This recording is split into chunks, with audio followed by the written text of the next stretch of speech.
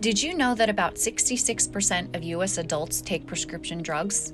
That's more than 131 million people. It's something that we take for granted. A person is prescribed a drug because the physician feels as though the drug can be beneficial, and usually we take these drugs without giving it a second thought. Often, prescribed drugs do serve their purpose and assist in creating a better quality of life. However, no one truly knows how a drug is going to react inside of the body. What happens when a drug causes injury, or worse? If this happens, a person may decide to file a drug injury claim. These lawsuits usually involve one or more of the following defects.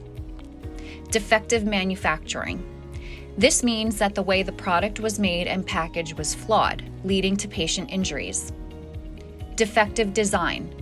The faulty design of the pharmaceutical product harmed patients. A dangerous combination of ingredients in a drug would be an example of this type of defect. Failure to warn. The drug's labeling and advertising failed to properly warn doctors and patients about dangerous side effects, leading to injury. Thankfully, there's hope.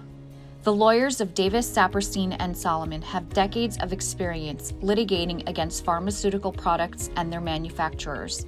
We offer our clients the in-depth knowledge, resources, and commitment that they deserve.